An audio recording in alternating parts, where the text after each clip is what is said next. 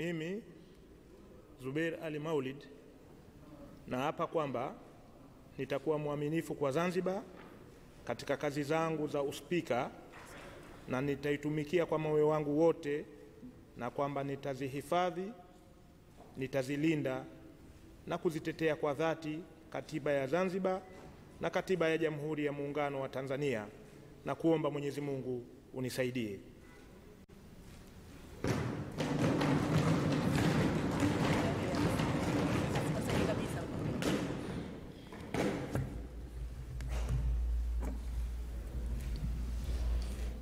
Naam, baada ya kula kiapo Mheshimiwa Zubeir Ali Maulid, kiapo cha uaminifu cha spika, hivi sasa basi anaweka saini na tayari ameshakuwa spika baraza la wawakilishi kwa muhula mwingine tena, na atahudumu baraza hili kwa muda wa kipindi cha miaka mitano, kwa muda wa miaka mitano kuanzia mwaka huu 2025.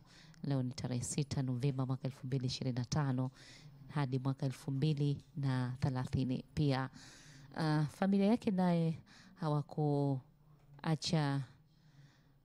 hawakukaa nyuma na wameamua kufika hapa ili kuja kumuunga mkono katika jukumu hili ambalo ataendelea nalo tena la kuliongoza baraza la kutunga sheria, baraza la wawakilishi Zanzibar.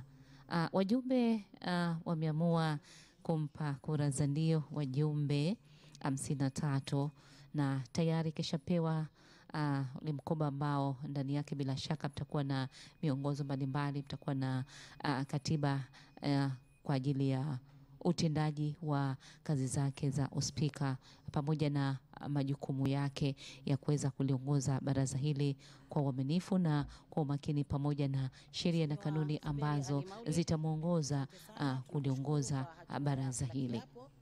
Lakini baada ya hatua hiyo, tunakukaribisha ukavae joho lako la uspika pamoja na kukalia kiti cha spika ili uendelee na taratibu nyingine zilizopangwa. Asante.